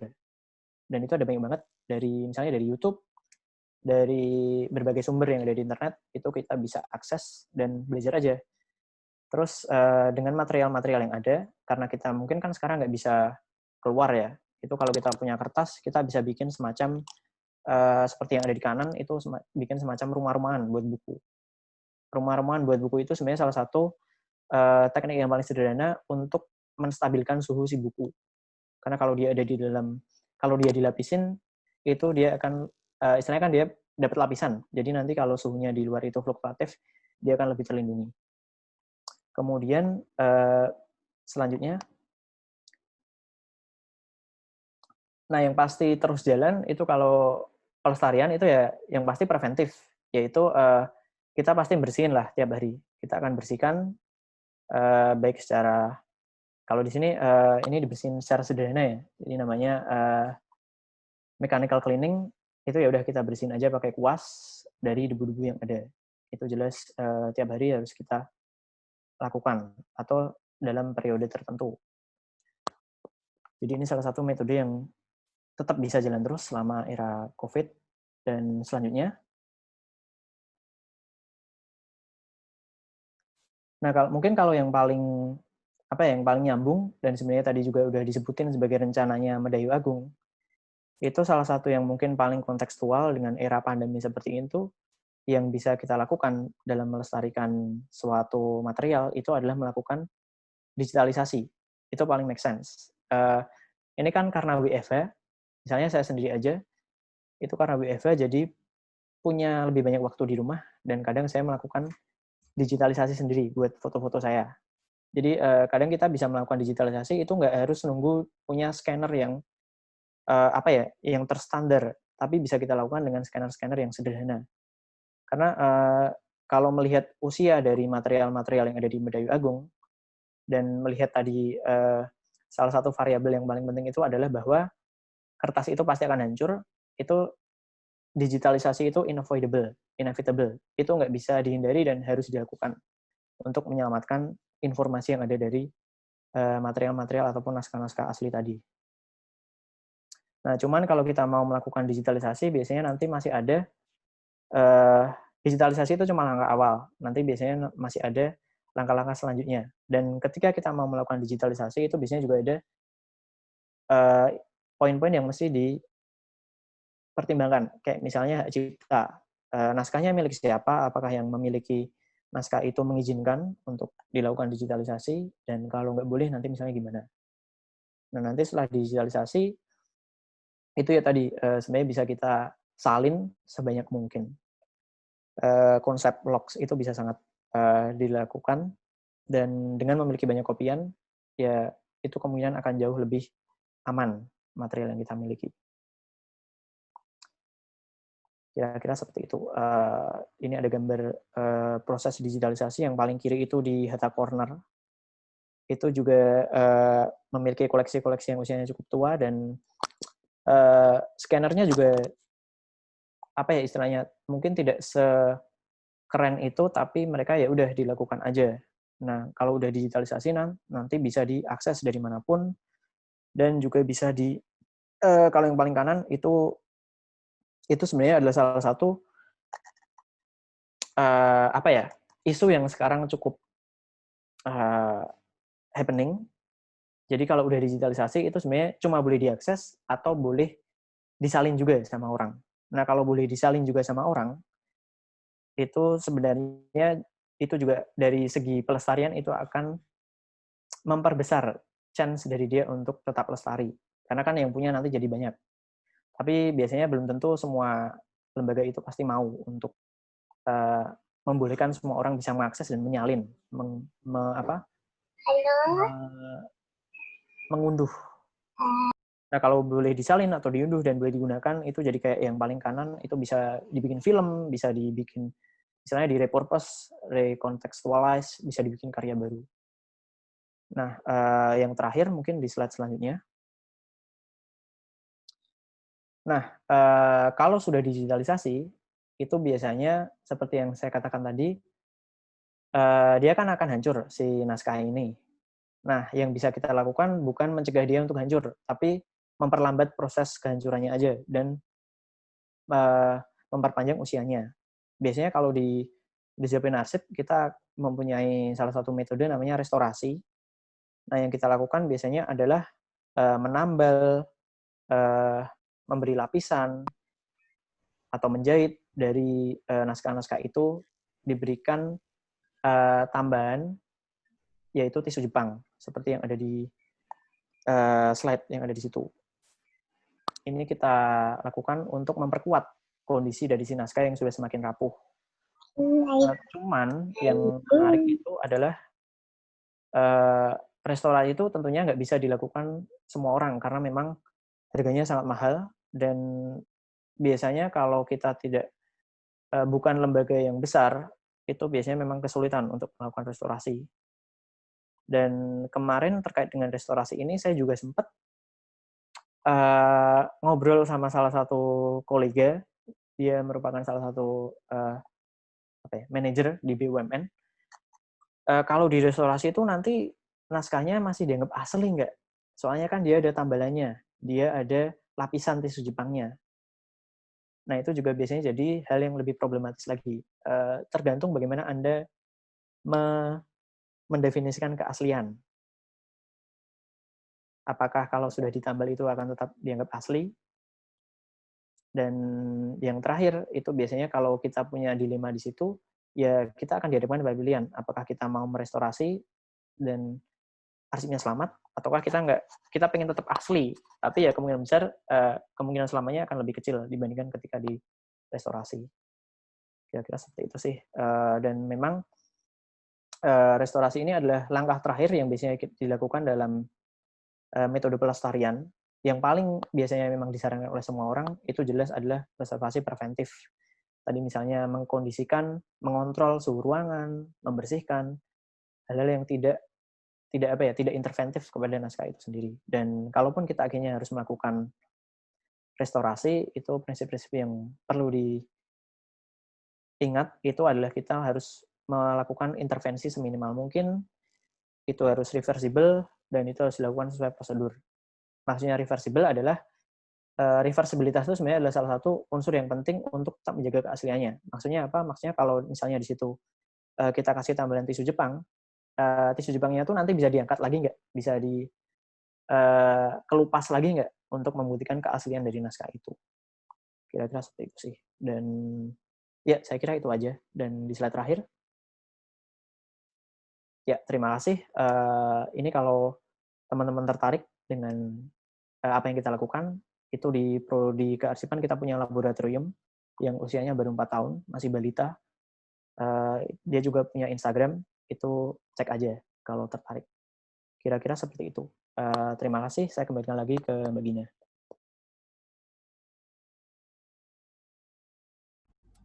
Baik, terima kasih kepada Pak Moko atas pemaparan materinya. Nah, kemudian sebelum kita melanjutkan ke sesi tanya jawab, di sini sudah hadir di tengah-tengah kita yaitu Bapak Wi yang memiliki atau yang mengelola langsung Perpustakaan Dayu Agung. Nah, kita juga akan coba untuk mengundang Pak Wi untuk menyapa para peserta sarasehan ini. Baik, kepada Bapak Wi, waktu dan tempat dipersilahkan.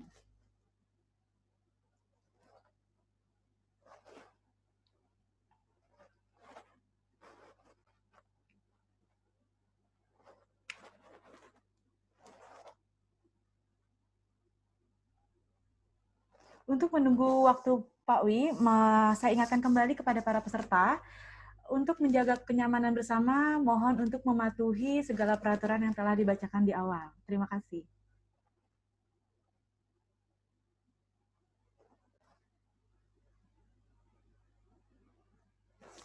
Baik, untuk Pak Wi, barangkali ingin menyapa para sarasehan ini atau sedikit ingin menyampaikan beberapa kata, dipersilahkan Pak.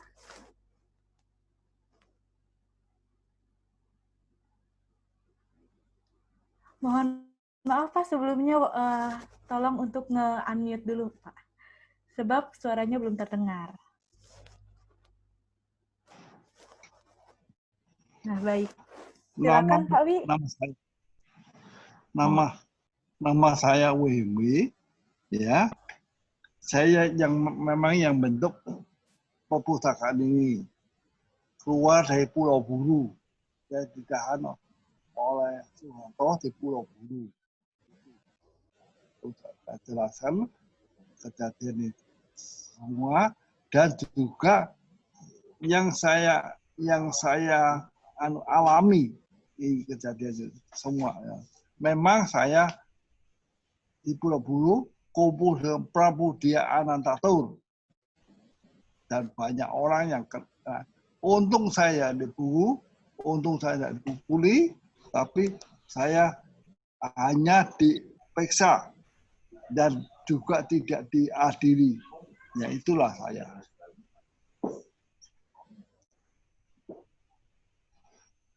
Ya begitu Mbak. Keterangan dari Pak Wi.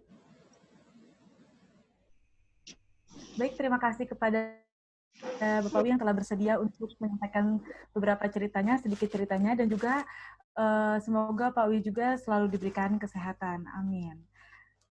Nah, sebelum itu juga saya atau kami semua mengucapkan terima kasih kepada Bapak Oi Himwi yang telah merawat naskah-naskah Pram dari Pulau Buru hingga kini, dan juga kita juga dapat melihat wajah sejarah Indonesia seperti itu. Nah, langsung saja kita masuk ke sesi ketiga, yaitu sesi tanya-jawab. Nah, sepertinya sudah terdapat pertanyaan-pertanyaan yang telah diajukan oleh para hadirin sekalian.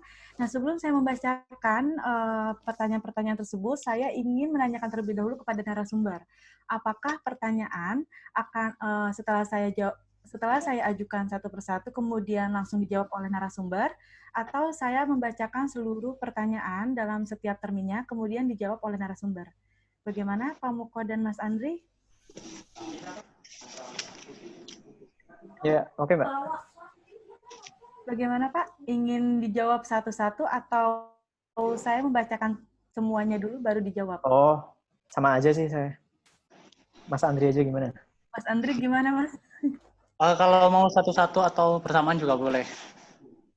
Ya, baik. Kalau gitu satu-satu pertanyaan dulu aja kali ya, langsung nanti dijawab oleh Mas Andri dan Pak Moko.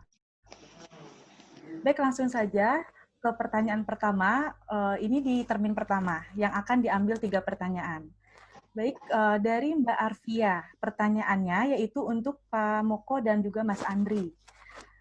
Tanya, apa perbedaan arsip statis yang disimpan lembaga kearsipan dengan naskah kuno yang disimpan oleh perpustakaan? Baik, saya ulang lagi pertanyaannya. Apa perbedaan arsip statis yang disimpan lembaga kearsipan dengan naskah kuno yang disimpan oleh perpustakaan. Baik, dipersilakan untuk terlebih dahulu Pak Moko. Yang ditanyakan perbedaannya atau persamaannya? Perbedaannya, Pak. Perbedaan. Perbedaannya ya. Persamaannya sama-sama disimpan. Perbedaannya ya banyak sih. Mau dilihat dari sudut pandang apa nih? Misalnya dari sudut pandang pengertian.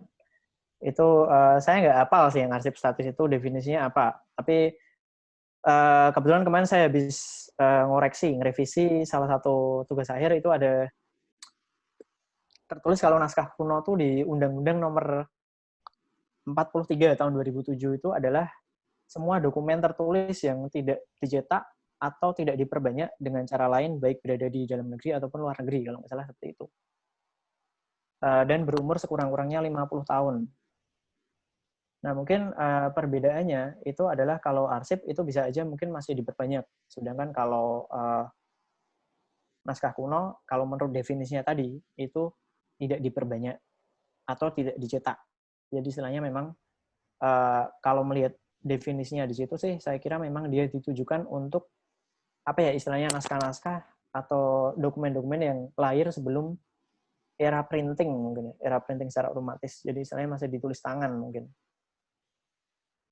Kalau arsip statis kan ya kita tahulah arsip itu biasanya memang lebih apa ya erat ke dokumen-dokumen administrasi, dokumen-dokumen hukum, dokumen-dokumen riset yang memang perbedaan yang paling gede sih saya kira memang itu tadi di definisi tidak dicetak dan tidak diperbanyak. Kira-kira seperti itu sih.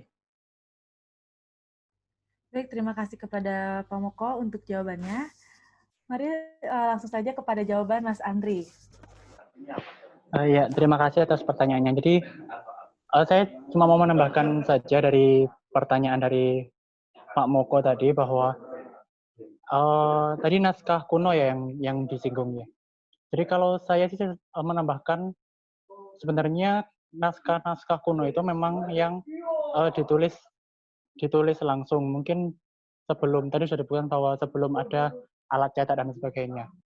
Nah, yang perlu digarisbawahi adalah beberapa naskah kuno itu kan terkadang mengandung informasi kesejarahan, baik itu yang bermanfaat untuk penelitian atau perkembangan ilmu pengetahuan. Nah, biasanya dalam pelestarian naskah kuno ini lebih sangat membutuhkan untuk perawatan dan pelestarian, sebab ya tadi berkaitan dengan ilmu pengetahuan. Nah, di sini naskah kuno ini kalau misalkan mengandung informasi-informasi penting itu biasanya masuk ke dalam warisan budaya. Gitu. Jadi memang dalam undang-undang itu sudah dicantumkan mengenai umur minimal memiliki usia 50 tahun lebih dari 50 tahun lah seperti itu. Itu sih tambahnya. Baik, terima kasih kepada Mas Andri. Nah, dari kemudian langsung dikit ya, Gin. Kalau dari segi akses kan mungkin kalau arsip itu biasanya cenderung lebih apa ya istilahnya kalau kita lihat dari secara umum orang itu dan mungkin memang secara tugasnya arsip itu biasanya memang dia lebih konotasinya ke nyimpen. Jadi kayak tidak selalu terbuka. Sedangkan kalau naskah itu biasanya kan yang nyimpen perpustakaan. Sedangkan perpustakaan itu biasanya ya dia membuka akses selebar-lebarnya. Jadi memang mungkin perbedaan yang lain itu ada di dalam konteks akses sih. Biasanya kalau naskah kuno itu kan memang ya dibolehin kita bisa menggunakan itu untuk apapun, untuk riset, untuk macam-macam. Sedangkan kalau arsip ya perlu izin dan sebagainya. Dan kalau ditinjau dari metode pelestarian sih lagi-lagi balik ke bahannya antara si naskah sama si arsip nih bahannya apa. Nanti kalau kertas sih biasanya kurang lebih sama. Dan kalau melihat definisi apa ya oke nggak jadi nanti malah ke mana-mana udah aja. Baik, terima kasih kepada Pak Moko juga dan Mas Andri yang telah memberikan jawabannya. Nah, kemudian langsung saja saya membacakan pertanyaan kedua dari Mbak Sepwita. Baik, pertanyaannya yaitu terkait pelestarian koleksi surat kabar tersebut apakah juga memperhatikan kondisi ruang penyimpanan, media penyimpanan, keasaman, Terus kemudian dan cahaya, mengingat media dari surat kabar adalah kertas. Kemudian jika koleksi sudah diprediksi rapuh dan tidak memungkinkan digunakan, bolehkah dilakukan penggadaan koleksi? Nah, ini diajukan kepada dua narasumber. Oke, saya bacakan kembali pertanyaannya, yaitu terkait pelestarian koleksi surat kabar tersebut, apakah juga memperhatikan kondisi ruang penyimpanan, media penyimpanan, keasaman, dan pencahayaan? Mengingat media dari surat kabar adalah kertas. Kemudian jika koleksi sudah diprediksi rapuh dan tidak memungkinkan digunakan, bolehkah dilakukan penggadaan koleksi? Baik, kepada Pak Mas Andri, dipersilakan untuk menjawab pertanyaan tersebut.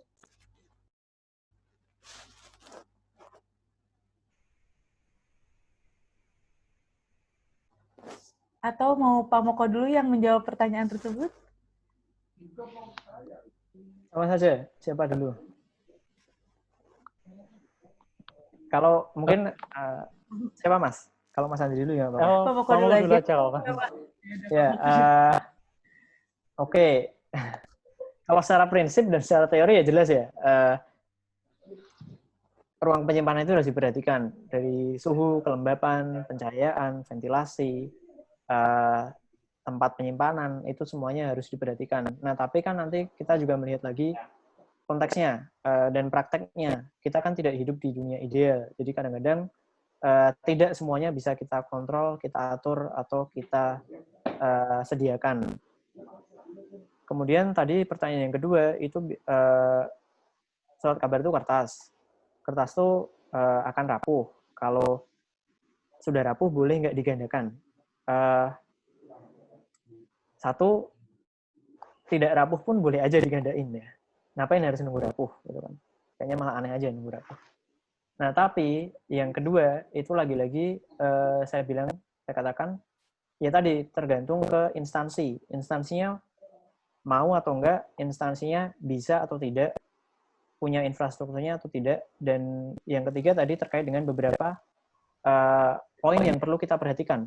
Kayak misalnya yang mau digitalisasi itu hak ciptanya punya siapa, dan kalau dia memiliki hak cipta, atau kalau dia udah nggak punya hak cipta, istilahnya orphan atau yatim piatu, itu ya udah tinggal kita digitalisasi, kan nggak perlu minta izin siapa-siapa. Tapi kalau dia ternyata punya hak cipta, ya jelas kita harus mempertimbangkan hak ciptanya ada di siapa, dan kalau udah digitalkan itu apakah perlu atau apakah boleh nanti disalin dan seterusnya, dan bagaimana aksesnya, bagaimana nanti ke depannya itu pengelolaannya seperti apa.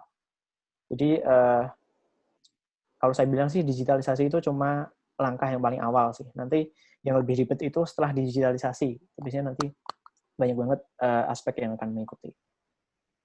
Dari saya seperti itu aja, Mbak Gina. Baik, terima kasih kepada Pak Moko atas jawabannya. Langsung saja kepada Mas Andri untuk menjawab pertanyaan tersebut. Jadi kalau kami di Perpustakaan Medayu, sebenarnya kan memang diusahakan untuk memperhatikan misalkan suhunya berapa, terus kelembapan seperti yang dijelaskan oleh Pak Moko tadi. Tapi selama ini kami masih dalam tahap suhu ruangan. Jadi kami mengontrol suhu ruangannya melalui menyediakan AC-AC. Tapi untuk koleksi-koleksi koran atau surat kabar, untuk meminimalisir terjadinya kelembapan. Jadi kami sementara ini hanya melapisinya dengan dengan plastik seperti itu. Jadi untuk upaya pelestarian ke depannya kan tadi sudah disebutkan bahwa akan melakukan digitalisasi. Nah, diharapkan dengan proses tersebut ke depannya semakin memperpanjang usia naskah dan semakin lestari. Sementara untuk koleksi surat kabar lama yang sudah tidak lagi diterbitkan dan tinggal beberapa saja, untuk koleksi Perpustakaan Medayu Agung boleh di-copy atau digandakan oleh pengunjung yang membutuhkan berita tersebut. Seperti itu. Seperti itu, Mbak Gina. Baik, terima kasih kepada Mas Andri dan juga Pak Moko atas jawabannya. Kemudian pertanyaan ketiga di termin pertama ini yaitu dari Mas Afrianda. Pertanyaannya adalah, apakah Andri dan AAI, yaitu Asosiasi Arsiparis Indonesia, pernah support Perpus Medayu Agung, apakah mungkin Andri dan AAI belum proaktif sebagai pembina dan organisasi profesi? Ini pertanyaannya kepada Mas Andri. Nah, Ya, saya baik. ulangi lagi. Gimana, Mas? Perlu diulangi lagi apa? Langsung menjawab? Saja. Ya, langsung dijawab Ayo. saja, nggak apa-apa. Jadi, Baik, Mas. selama ini dalam pengelolaan perpustakaan Medayu Agung, lebih banyak dukungan dari pihak-pihak swasta. Karena kan memang dari perpustakaan Medayu Agung sendiri kan dikelola oleh yayasan. Jadi memang lebih banyak dari bantuan-bantuan dari swasta. Kalau untuk Andri atau IAI memang kami rasa belum terlalu mensupport lah.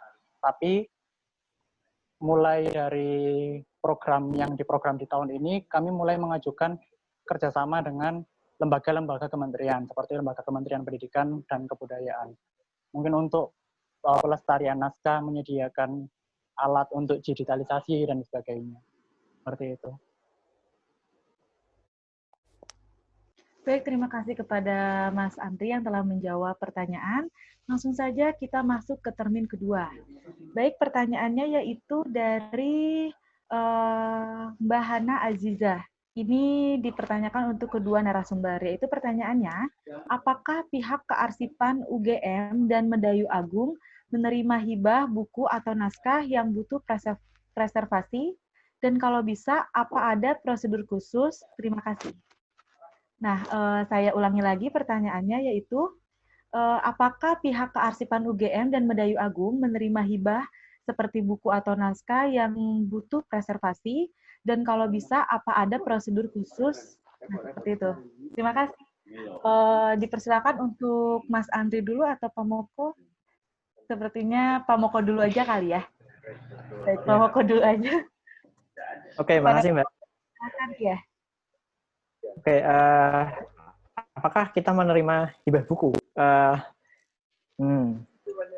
Mungkin secara prinsipnya saya bisa katakan tidak, tapi nanti bisa ditanyakan lagi ke kepala prodi saya, karena prinsipnya kan kita lembaga pendidikan ya, kita bukan arsip, kita bukan perpustakaan, kita itu program studi. Ya kita mengajarkan orang untuk melakukan preservasi, bukan menerima sesuatu untuk dipreservasi sih. Itu nanti udah lain cerita lagi kalau seperti itu. Kalau misalnya misalnya saya butuh dipreservasi ini, bisa nggak prodi? Itu nanti mungkin kalau secara umum saya katakan tidak, tapi biasanya kan kita punya program pengabdian. Nah, saya tadi juga berpikir bahwa ini menarik karena Medayu Agung ini sebenarnya juga sangat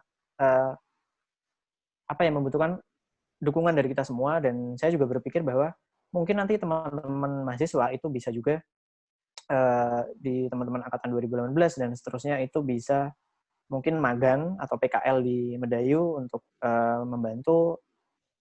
Jadi atau mungkin nanti kita bisa melakukan semacam, kita kan punya program pengabdian juga setiap tahun. Nah, itu saya kira juga menarik. Tapi kalau dari pertanyaannya Mbak Hana tadi, apakah kita menerima hibah buku ataukah kita menerima jasa preservasi? Secara umum saya katakan tidak, karena kita adalah lembaga pendidikan. Jadi kita mengajar, melatih orang, bukan menerima material seperti itu. Kira-kira seperti itu, Mbak Gina. Baik, terima kasih kepada Pak Moko atas jawabannya. Selanjutnya kepada Mas Andri, dipersilakan untuk menjawab pertanyaan. Ya, terima kasih atas pertanyaannya. Jadi kami dari Perpustakaan Medayu Agung Surabaya memang menerima hibah koleksi dari pihak manapun.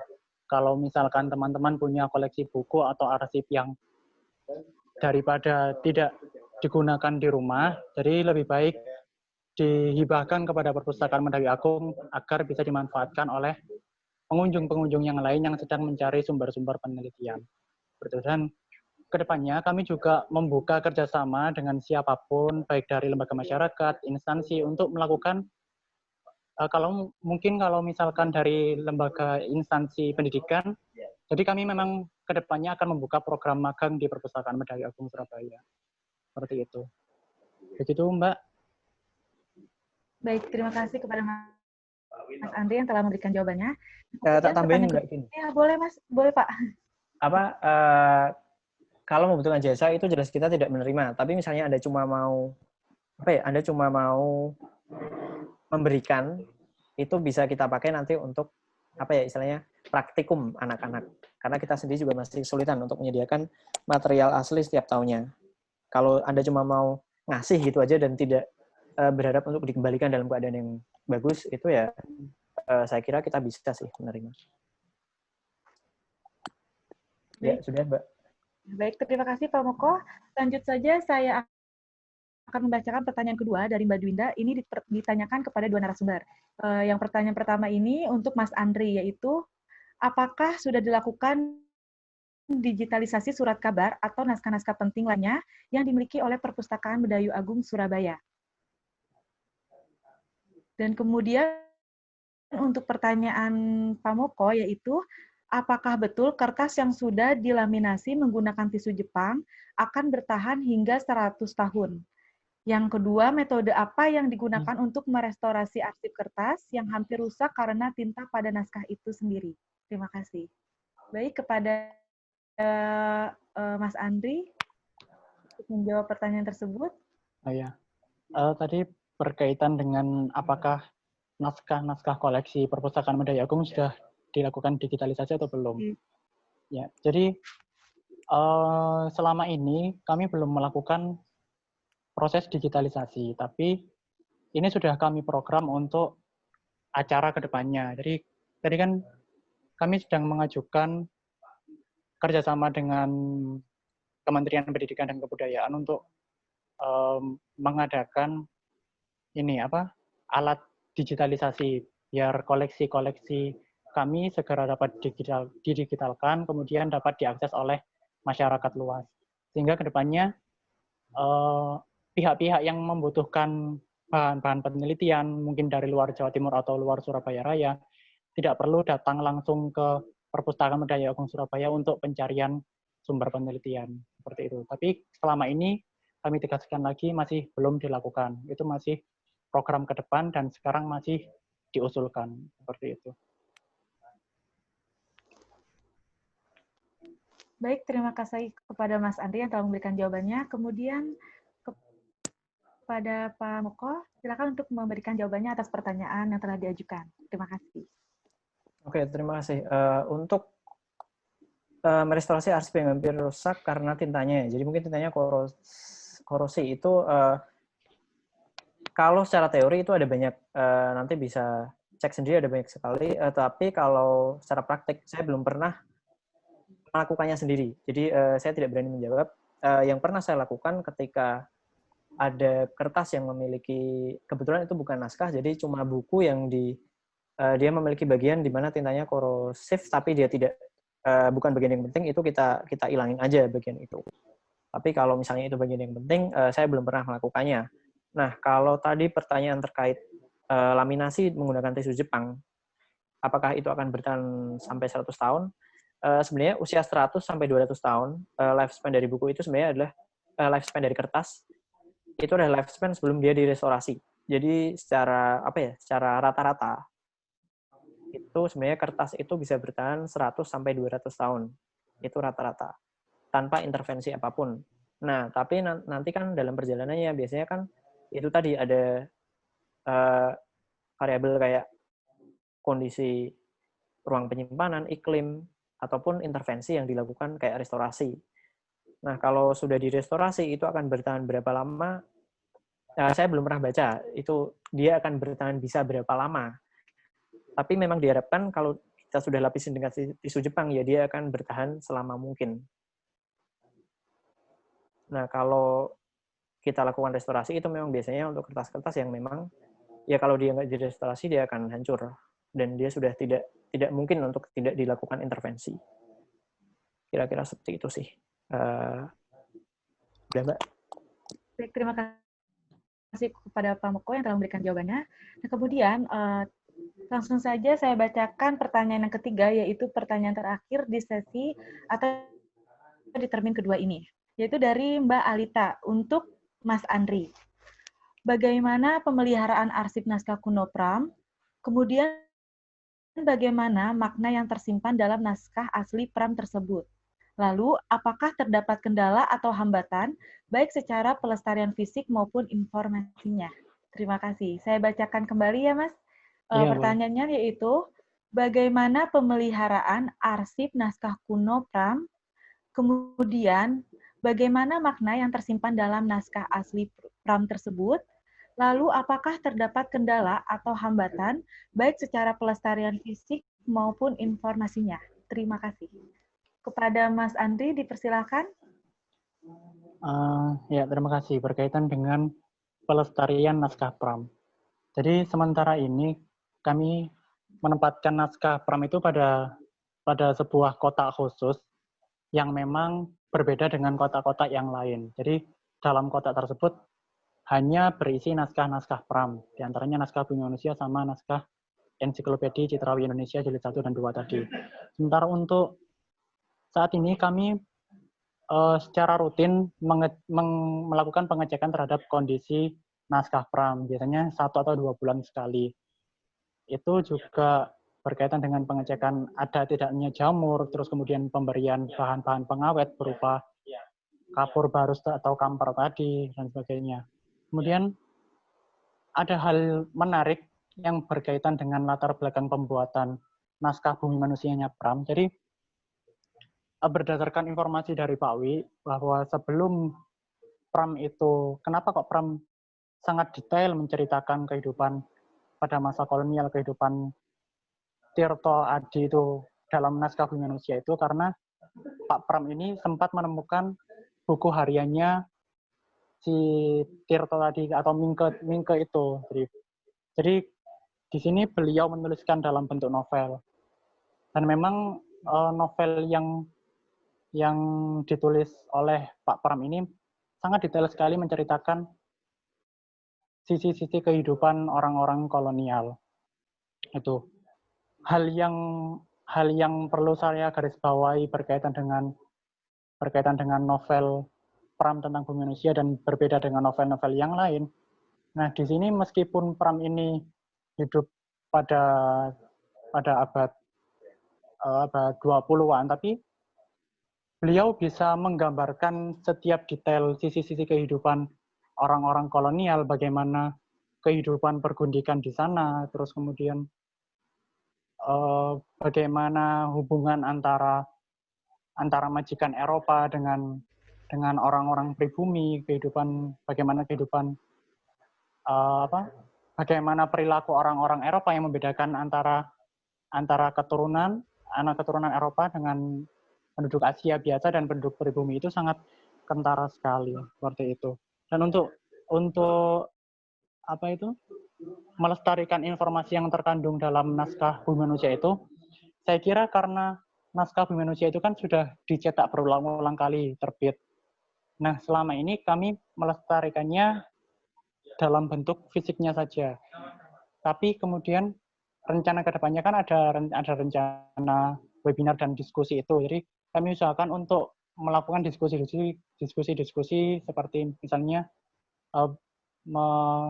mengulas riwayat hidup Pram dan sebagainya. Kami usahakan itu untuk program kedepannya. Terima kasih. Baik, terima kasih kepada Mas Andri yang telah memberikan jawabannya dan juga telah selesai juga pada sesi tanya jawab. Dan terima kasih juga saya ucapkan kepada narasumber yang telah memberikan jawabannya, baik Pak Moko dan juga Mas Andri. Nah, sebelum ke sesi penutup, saya mengingatkan kembali untuk para peserta, demi kenyamanan bersama, mohon untuk mematuhi segala peraturan yang telah dibacakan di awal acara. Nah, kemudian karena waktu yang tidak memungkinkan juga, saya mohon maaf apabila terdapat pertanyaan para peserta sekalian yang tidak terjawab. Mungkin jika masih penasaran, peserta dapat mengajukannya langsung melalui narasumber secara personal, dan juga dapat mengajukan pertanyaannya melalui akun sosial Arsiparia, kemudian Medayu Agung, ataupun Lab Preservasi UGM. Nah, seperti itu. Nah, sebelum saya membacakan kesimpulan, sekali lagi saya mengucapkan terima kasih kepada Bapak Oi Himwi yang telah merawat naskah-naskah Pram dari Pulau Buru hingga kini, dan terima kasih juga sudah mengizinkan kami untuk melihat wajah sejarah Indonesia. Nah, saya izin membacakan kesimpulan dari sarasehan ini, yaitu kesimpulan dari sarasehan ini adalah setiap karya yang ada merupakan sebuah jalan panjang sebuah kesatuan sedari pencipta hingga kini. Kita semua juga dapat menghayatinya dengan utuh dan juga melestarikan ingatan dan sejarah. Baik, sampailah kita di penghujung acara. Saya selaku moderator memohon maaf apabila terdapat kata-kata yang kurang berkenan di hati peserta sekalian, dan juga saya memohon maaf apabila terdapat pertanyaan-pertanyaan yang belum terjawab. Nah, kemudian terima kasih juga saya ucapkan kepada narasumber dan juga para peserta yang sudah meluangkan atau mengikuti sarasehan ini. Semoga sarasehan ini memberikan manfaat dan nantinya dapat diimplementasikan oleh para hadirin sekalian. Dan jangan lupa juga untuk mengikuti akun sosial media Arsiparia, kemudian juga untuk mengikuti akun sosial media Medayu Agung, dan juga untuk mengikuti akun sosial medianya Preservasi UGM, Lab Preservasi UGM. Nah, saya ingatkan kembali, Medayu Agung ini membuka donasi untuk hadirin sekalian yang ingin berdonasi untuk membantu atau mendukung operasional Perpustakaan Medayu Agung dalam memasyarakatkan Perpustakaan Medayu Agung, maka hadirin sekalian dapat langsung saja berdonasi melalui rekening BCA dengan nomor BCA 822 1188 322 atas nama Yayasan Medayu Agung. Baik, saya bacakan kembali nomor rekeningnya, yaitu nomor rekening BCA 822 1188 322 atas nama Yayasan Medayu Agung, atau ke nomor rekening BCA 463 1192 322 atas nama pemilik koleksi perpustakaan Oi Himwi. Baik, saya sebutkan kembali, yaitu melalui nomor rekening BCA dengan nomor rekening 463 1192 322 atas nama pemilik koleksi perpustakaan, yaitu Oi Himwi. Nah, baiklah, kita sampailah di penghujung acara. Saya Algina Sylvia selaku moderator dan mewakili Arsiparia pamit undur diri. Sampai jumpa di sarasehan selanjutnya. Wassalamualaikum warahmatullahi wabarakatuh. Terima kasih kepada hadirin, dan yang ingin nantinya melihat sarasehan ini, yang belum berkesempatan melihat sarasehan ini atau mengikuti sarasehan ini, maka nantinya kami akan menguploadnya di kanal YouTube channel Arsiparia. Terima kasih. Terima kasih, Bu. Terima kasih. Terima kasih. Ya. Terima kasih. Semoga kita ketemu lagi di acara berikutnya, Bu ya. Diharapkan Pak untuk mengikuti selalu sarasehan kami. Terima kasih, Kami Pak. dari Unpad selalu support. Baik, siap. Ya, semoga. Assalamualaikum. Baik, terima kasih, Pak. Waalaikumsalam. Oh iya, kalau itu sertifikatnya udah otomatis dikirim lewat email ya? Iya Pak, nanti untuk ada kendala atau apapun yang ingin ditanyakan, bisa langsung saja menghubungi narahubung kami Pak, yang telah tercantum di poster kami. Pak Bu Hanon sama Pak Lutfi ya, Pak Enggak. Terima kasih. Assalamualaikum. Waalaikumsalam warahmatullahi wabarakatuh.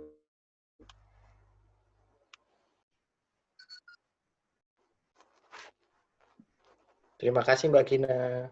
Terima kasih. Sama-sama Mas. Dan untuk Mas Andri dan juga Pak Moko, kami akan hold terlebih dahulu ya Pak. Dan Mas Andri.